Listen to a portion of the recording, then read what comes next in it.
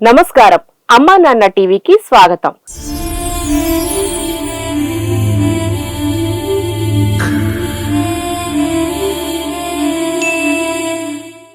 తమకంటూ ఎవరూ లేని ఈ ప్రపంచంలో మతిస్థిమితం లేని వందలాది మంది అనాథులను చేరదీసి రక్షణనిస్తూ పునర్జన్మ ప్రసాదిస్తుంది అమ్మా నాన్న అనాథుల పుణ్యక్షేత్రం. ఒక్కపూట అన్నం కోసం ఎంతో ప్రయాసపడుతున్న అనాథుల కోసం మేమున్నామంటూ ఎందరో మానవ దేవుళ్లు కుటుంబ సమేతంగా ఈ సేవాశ్రమానికి విచ్చేసి మానవత్వంలోనే దైవత్వాన్ని చాటుతున్నారు. అలా రాంబాబు, శ్రీనాథ్ రెడ్డి అనే సేవామూర్తులు ఈ సేవాశ్రమానికి విచ్చేసి శరణార్థుల సేవలో తరించారు.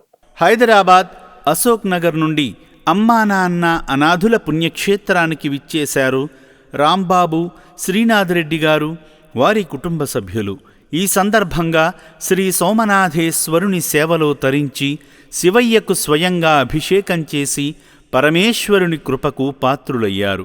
అర్చకులు ఈ శివబంధువుల పేర్లపై కుటుంబ సభ్యులైన హరిణి, విజయశ్రీ, జ్యోతిర్మయి గారుల పేర్లపై, వారి గోత్రమైన పైడిపాల, వరికోళ్ల గోత్రంపై ప్రత్యేక పూజలు చేసి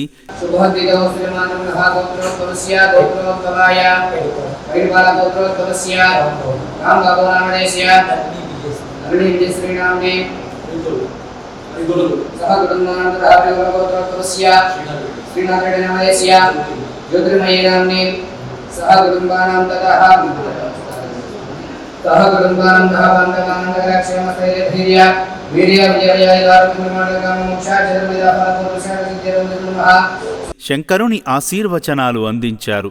పూజల అనంతరం దిక్కుముక్కు లేని ఈ అనాథులను ఆదుకోవడం కోసం శ్రీనాథ్ రెడ్డి, జ్యోతిర్మయి గారు వారికి తోచిన సాయమందించి పరుల సేవే పరమాత్ముని సేవ అని చాటారు.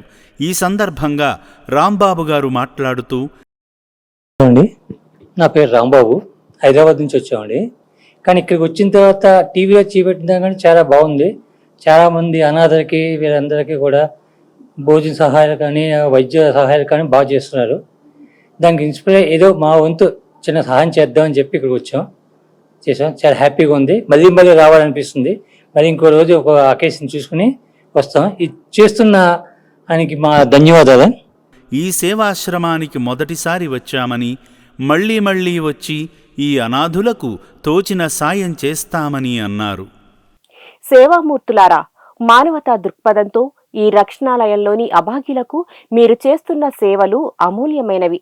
మీ నివాసాల్లో ఉపయోగించకుండా పక్కన పెట్టేసిన పాత బట్టలను ఈ అభాగ్యులకు ఇస్తే వారికి వస్త్రదానం చేసిన వారవుతారు. దయాహృదయంతో మీరు సమర్పించే పాత వస్త్రాలే వారి మంచి జీవనానికి ఉపయోగపడతాయి. మీ గృహాల్లో పక్కన పెట్టేసిన పాత బట్టలను ఈ నిర్భాగ్యులకు అందించి పరమేశ్వరుడి పరిపూర్ణ అనుగ్రహానికి పాత్రులు కండి.